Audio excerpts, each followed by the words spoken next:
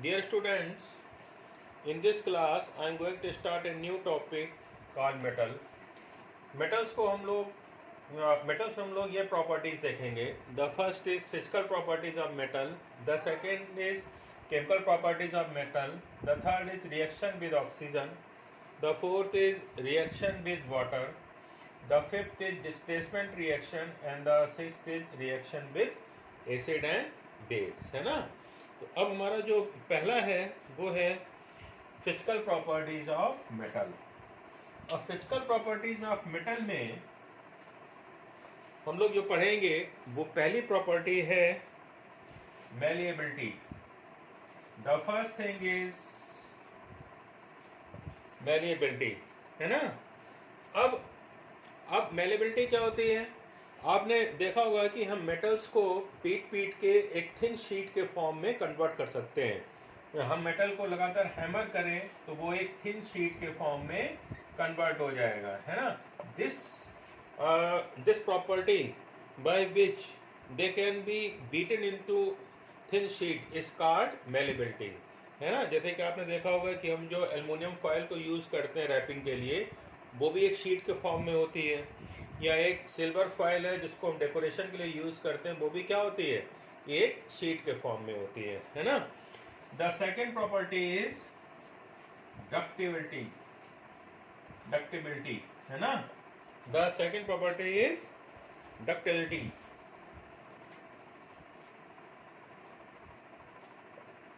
Ductility, है ना. अब डक्टिलिटी क्या होती है कि आपने देखा होगा कि हम लोग घर में जब वायरिंग करते हैं तो उसमें कॉपर के वायर होते हैं. कॉपर भी एक मेटल है. तो ये क्या है? The property of metal by which it can be drawn into a thin wire is called ductility, है ना. तो the second point is ductility. DUCTILITY. फिर से लिख रहा हूं मैं, DUCTILITY. Ductility. Third is sonorous.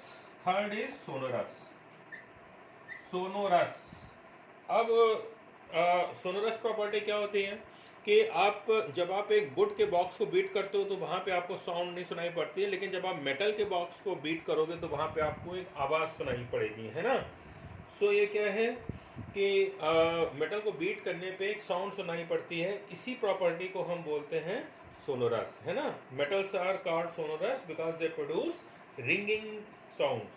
For example कि ब्रॉन्ज के मेटल को यदि हम बीट करें तो एक साउंड सुनाई पड़ेगी, है ना. इसलिए ये bronze is a metal.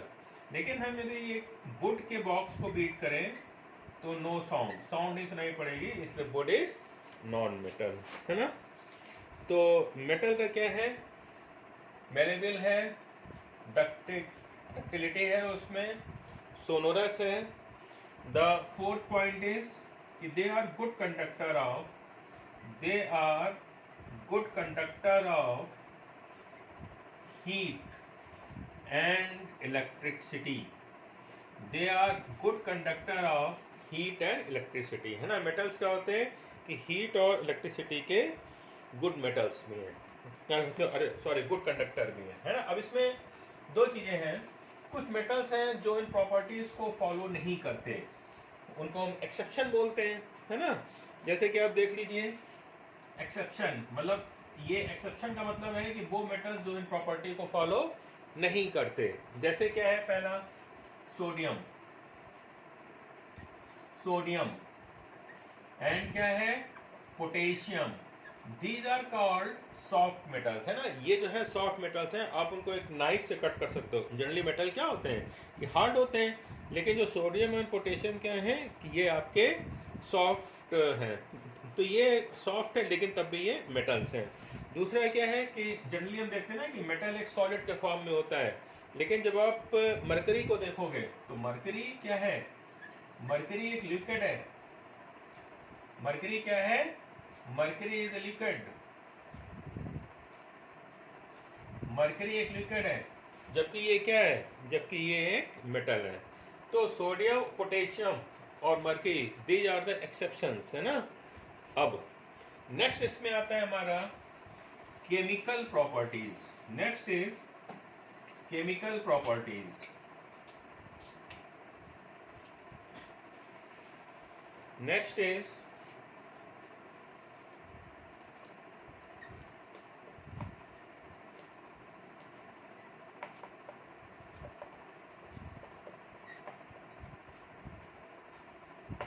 Chemical properties of metal, है ना। अब केमिकल प्रॉपर्टीज में क्या होगा, जो पहली प्रॉपर्टी है वो है रिएक्शन विद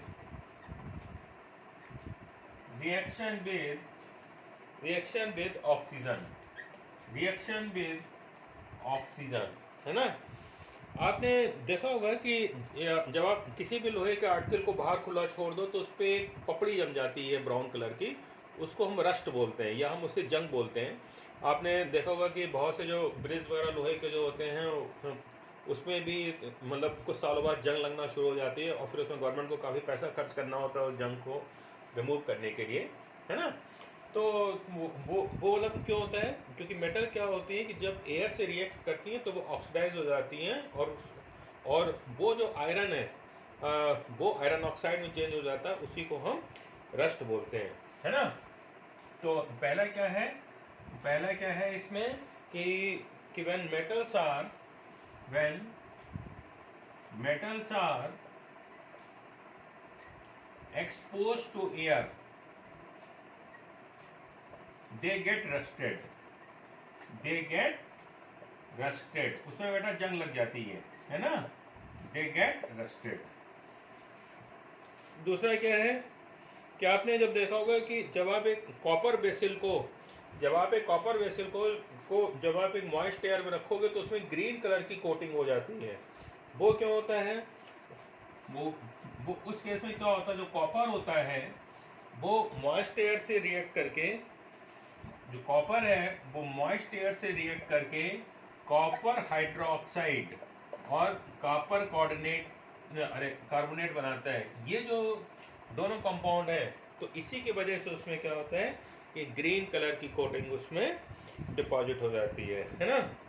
थर्ड इज जब हम मेटल को बर्न करते हैं ऑक्सीजन के साथ तो उनका ऑक्साइड बनता है, मतलब है ना। जैसे आपने देखा होगा कि जब हमने मैग्नीशियम को ऑक्सीजन के साथ गर्म करते हैं तो मैग्नीशियम ऑक्साइड बनेगा, है ना। तो थर्ड क्या है, व्हेन मेटल्स आर बर्न, यहाँ पे हमने बर्न नहीं किया था, यहाँ पे तो हमने ऐसे ही मेटल को बस ऑक्सीजन के एटमॉस्फेयर में रख दिया था तो जंग लग गई। लेकिन जब हम मेटल को बर्न करते हैं किसके साथ, विद ऑक्सीजन, तो क्या होगा,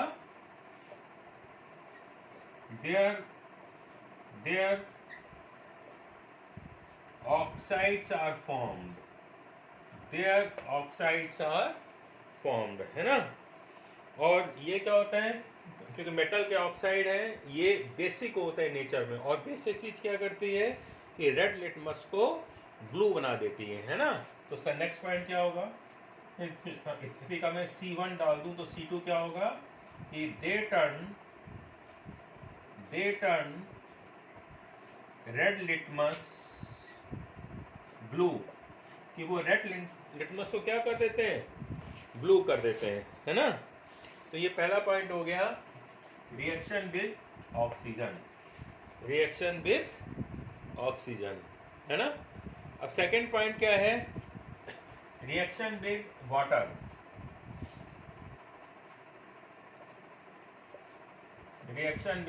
वाटर। है ना। वाटर के साथ क्या रिएक्शन होगी, रिएक्शन विद वाटर। अब वाटर के साथ हमें रिएक्शन देखना है तो पहला क्या है, यदि हम सोडियम को पानी में छोड़ दें तो एक बहुत विगरस सी रिएक्शन होगी और बहुत तेजी से रिएक्शन होगी। तो पहला क्या है कि sodium reacts vigorously with water।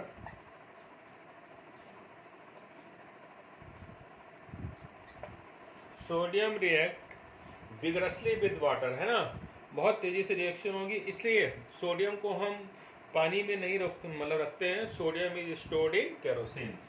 That's why That's why sodium is stored in kerosene. Sodium is stored in kerosene. दूसरा क्या है कि जो आयरन है, आयरन भी रिएक्ट करता है, आयरन भी रिएक्ट करता है, but iron reacts slowly with water. लेकिन आयरन क्या होगा कि वाटर के साथ वो स्लोली रिएक्ट करेगा ना. सोडियम तो एकदम से रिएक्ट करेगा, लेकिन आयरन क्या होगा कि वो स्लोली रिएक्ट करेगा, है ना. The third is displacement reaction. The third is displacement reaction.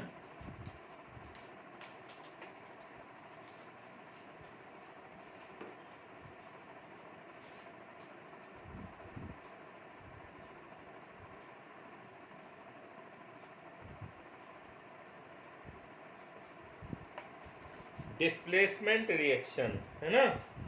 अब डिस्प्लेसमेंट रिएक्शन क्या होगा कि मेटल्स जो होगा वो दूसरे मेटल को उनके कंपाउंड से क्या कर देगा, डिस्प्लेस करता है ना. जैसे कि मैं पहले लिख देता हूँ मतलब क्या है.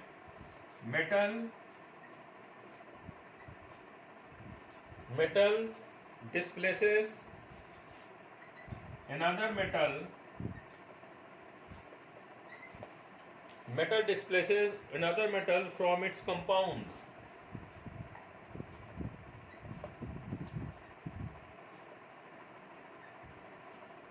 In aqueous solution, है ना. इसको बोलते हैं डिस्प्लेसमेंट रिएक्शन. जैसे यदि हम जिंक को कॉपर सल्फेट के सॉल्यूशन में जिंक डालें तो ये क्या करेगा, कॉपर को डिस्प्लेस कर देगा and we will get zinc sulphate and copper. लेकिन यदि हम कॉपर को जिंक सल्फेट में डालें तो there will be no reaction, because क्या है कि कॉपर जिंक से लेस एक्टिव है. तो की पहचान क्या होती है कि जो मेटल है वो इस सोल्यूशन से ज़्यादा एक्टिव होना चाहिए. मतलब यहाँ पे क्या है कि zinc is more active than copper, that's why it is replacing copper. But here क्या है कि copper is less reactive with less reactive to zinc, that's why no reaction will take place, है ना. सिमिलरली यहाँ पे क्या होता है कि तो इसमें हम लोग एक एक्टिविटी देखते हैं. एक्टिविटी क्या है कि सपोज हमने यहाँ पे 5 बीकर्स लिए, हमने यहाँ पे 5 बीकर्स लिए और 5 बीकर्स में क्या है, हमने यहाँ पे 5 बीकर्स लिए. Beaker number 1, beaker number 2, beaker number 3, beaker number 4 and beaker number 5. अब अभी पहले में जो है, पहले में हमने लिया कॉपर सल्फेट, CuSO4 होता है formula, copper sulphate and zinc. दूसरे में हमने लिया फेरस सल्फेट एंड कॉपर. दूसरे में हमने क्या लिया, फेरस सल्फेट एंड कॉपर. तीसरे में हमने लिया जिंक सल्फेट एंड कॉपर, लिया हमने जिंक सल्फेट और कॉपर. और यहाँ लिया हमने, यहाँ पे हमने लिया, अरे यहाँ पे हमने लिया copper sulphate and iron, sorry copper sulphate and iron. और यहाँ पे हमने लिया FeSO4 एंड कॉपर. और लास्ट में हमने लिया जिंक सल्फेट एंड आयरन. ये हमारे पास 5 बीकर हैं. अब होगा क्या देखिएगा, यहाँ पे ये कॉपर सल्फेट की वजह से ब्लू इसका सॉल्यूशन का कलर होता है. अब क्या होगा, जिंक कॉपर से ज़्यादा एक्टिव है तो ये रिप्लेस कर देगी, it will replace and form ZnSO4 और Cu. अब इससे क्या होगा कि ये जो ब्लू कलर है ये फेड हो जाएगा और ये ब्रॉन्ज में कन्वर्ट हो जाएगा, है ना. तो आफ्टर सम टाइम ये तो ब्लू कलर था, अब हमें क्या मिलेगा, एक रेडिश ब्राउन कलर. सिमिलरली ऐसे ही यहाँ पे भी ब्लू कलर है कॉपर सल्फेट की वजह से. लेकिन जब हमने आयरन डाला तो iron is more reactive than copper, तो यहाँ पे क्या होगा कि ये फिर से चेंज हो जाएगा और हमें यहाँ मिलेगा green colour, green colour, green colour. क्योंकि यहाँ पे जो रिएक्शन होगी, यहाँ पे हमें आयरन सल्फेट मिलेगा और कॉपर डिस्प्लेस हो जाएगा। यहाँ पे हमें जिंक सल्फेट मिला था और कॉपर डिस्प्लेस हुआ, यहाँ पे आयरन सल्फेट मिला और कॉपर डिस्प्लेस हुआ। लेकिन यहाँ पे कोई रिएक्शन नहीं होगी, because zinc, copper is less reactive than zinc. तो यहाँ पे इन तीनों बीकर में ऐसे copper is less reactive than iron, iron is less reactive with zinc, तो यहाँ पे कोई कलर नहीं चेंज होगा, मतलब नो चेंज, नो चेंज। जैसा सोल्यूशन है वैसे ही रहेगा आफ्टर सम टाइम। लेकिन इन दोनों बीकर में क्या होगा कि रिएक्शन हो जाएंगी। ब्लू कलर एक में रेडिश ब्राउन में चेंज होगा और एक में ब्लू कलर किस में चेंज हो जाएगा, आपका ग्रीन कलर में, है ना। अच्छा, अब नेक्स्ट प्रॉपर्टी जो है इसकी, reaction with acid and base, reaction with acid and base. Reaction with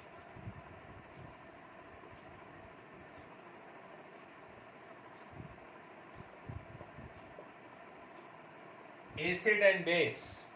अब एसिड और बेस में क्या होता है कि मेटल्स जो हैं, मेटल्स आपके पास एसिड के साथ रिएक्ट करती हैं और एक हाइड्रोजन गैस को प्रोड्यूस करती है ना। और वो हाइड्रोजन गैस कैसे मतलब होती है कि एक पॉपअप साउंड एक प्रोड्यूस होती है। ऐसे ही मेटल क्या होता है कि बेस के साथ रिएक्ट करती है और उससे हाइड्रोजन गैस प्रोड्यूस होगी, और वो भी कैसे प्रोड्यूस होगी, एक पॉपअप साउंड के साथ। जैसे कि एक अपने बीकर लिया और बीकर में हमने NaOH का सॉल्यूशन लिया और यहाँ पे हमने एक मेटल को लाए और हमने मेटल के साथ इससे रिएक्ट किया। बर्निंग मेटल है ये, हमने थोड़ा सा हीट किया मेटल को। जब हम हीट करेंगे तो ये क्या होगा कि यहाँ से एक हाइड्रोजन गैस निकलेगी और यहाँ से एक हाइड्रोजन गैस निकलना शुरू होगी और एक पॉपअप साउंड के साथ ये हाइड्रोजन गैस निकलती है। तो हम उस आवाज़ से समझ जाएंगे कि यहाँ पे जो हम लाए थे स्टिक वो मेटल की है। क्योंकि यदि ये नॉन मेटल होता तो यहाँ पे हाइड्रोजन गैस नहीं बनती और पॉपअप की साउंड नहीं होती। तो बस यहाँ पे एक लाइन हम लिख लेंगे कि metals react with acid and base to produce pop-up sound, to produce hydrogen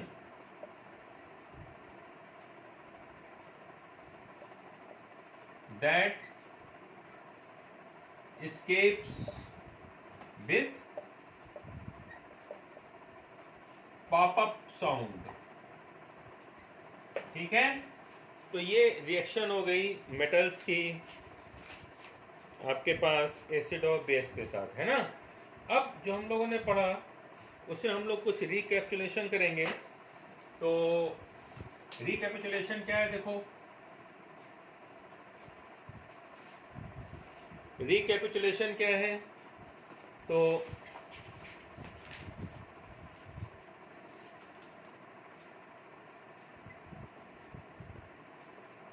recapitulation में सबसे पहले आपको मैच करना है, मैच द फॉलोइंग। ये कॉलम ए है, ये कॉलम बी है। तो इसमें क्या है, सबसे पहले मैं इधर लिख रहा हूं एल्यूमिनियम, गोल्ड एंड कॉपर। ये सारी मेटल है, मैं मालूम है। और यहाँ पे वो किस काम में आती हैं ये आपको मैच करना है। ये है ज्वेलरी। दूसरा क्या है, इलेक्ट्रिक वायर, इलेक्ट्रिक वायर। और तीसरा क्या है, रैपिंग फूड। ये आपको क्वेश्चन अटेम्प्ट करने हैं, है ना, जैसे रिकैपिचुलेशन। और लास्ट में क्या है कि होमवर्क। होमवर्क में आपको करना है write any 4 metals and their use. Write any 4 metals and their use, है ना। Thank you very much.